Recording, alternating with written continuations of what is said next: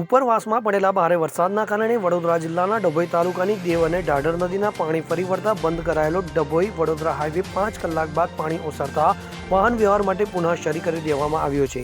તો ડભોઈ તાલુકાના રાજુલીથી થુવાવી વચ્ચે સવારથી બંધ રહેલા મુખ્ય માર્ગ શરૂ થતા વાહન ચાલકો અને મુસાફરોએ રાહતનો શ્વાસ લીધો છે. તો પરિસ્થિતિની ગંભીરતાને ધ્યાને રાખી વડોદરા જિલ્લા નાયબ કલેક્ટર હિમાંશુ પરીખ, પ્રાંત અધિકારી, મામલતદાર અને ટીડીઓ સહિતના ઉચ્ચ અધિકારીઓએ સ્થળ મુલાકાત લઈ નિરીક્ષણ કર્યું હતું. તો ભવિષ્યમાં આવી સમસ્યા ન સર્જાય અને વાહન વ્યવહાર વધુ ઝડપી બનાવી શકાય તે માટે રાજલી ગામ પાસે ચાલી રહેલા ઓવરબ્રિજનું કામ પૂર ઝડપે પૂર્ણ કરવા માટે તંત્ર દ્વારા જરૂરી આયોજન અને કામગીરી હાથ ધરવામાં આવી છે. હવામાન વિભાગની આગાહી હતી મધ્ય ગુજરાતમાં, સમગ્ર મધ્ય ગુજરાતમાં રેડ એલર્ટની, એટલે કે ભારેથી અતિ ભારે વરસાદની, અને એના ભાગરૂપે વડોદરામાં પણ છેલ્લા 24 કલાકથી સતત વરસાદ વરસી રહ્યો છે. અને સ્વાભાવિકપણે ઉપરવાસમાં ભારે વરસાદ થવાને કારણે આપણે ઢાઢર નદીમાં દેવ ડેમનું પાણી લાગે છે અને તેમાંથી પાણી છોડવામાં આવ્યું ગઈકાલે રાત્રે 8 વાગ્યાથી લગભગ 28,000 ક્યુસેક. અને એના કારણે ઢાઢર નદીમાં આપણે પાણી વધારે આવ્યું છે અને એને લગત જે ગામો છે આપણા 12 થી 14 ગામો, એમાં થોડી સમસ્યા વિકટ છે, એમાં પાણી ભરાયા છે.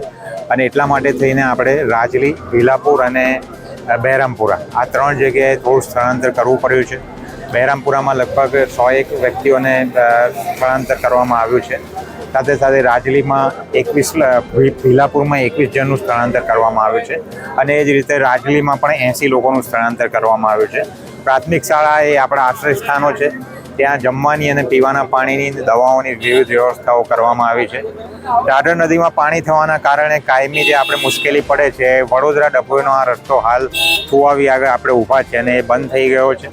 અમે અત્યારે મુલાકાત કરી છે.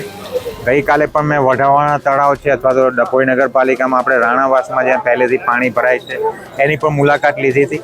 ટૂંકમાં સતત અમે પરિભ્રમણ કરી રહ્યા છે. જ્યાં જે જરૂર પડે, બનૈયા ખાતે ઝાડ પડી ગયેલું એ પણ તાત્કાલિક ખસેડીને બચાવની કામગીરી કરી હતી.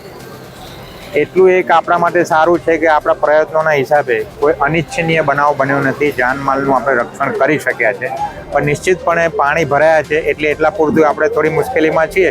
પણ આશ્રય સ્થાનો આપણે એક્ટિવ છે અને ત્યાં આપણે તમામ વ્યવસ્થાઓ ગોઠવી છે. ગામ લોકોને અમે સહયોગ કરી રહ્યા છે ને વહીવટી તંત્ર પડે પગે.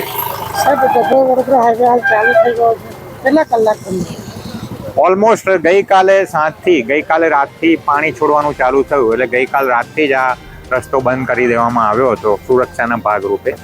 અત્યારે મોટા વાહનો જાય એવું સ્થિતિ છે, પણ હજુ અમે 2 વ્હીલરને જવા માટે તો મનાઈ જ કરી રહ્યા છે કે ભાઈ 2 વ્હીલર ન જાય તો સારું, કારણ કે એ થોડું જોખમી થઈ શકે. 4 વ્હીલર અત્યારે પાક થઈ ગયા.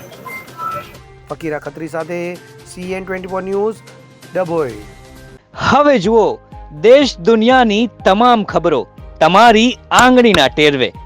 ઉઠાવો મોબાઈલ અને Google Play Store પરથી ડાઉનલોડ કરો અમારી CN24 ન્યૂઝ મોબાઈલ એપ.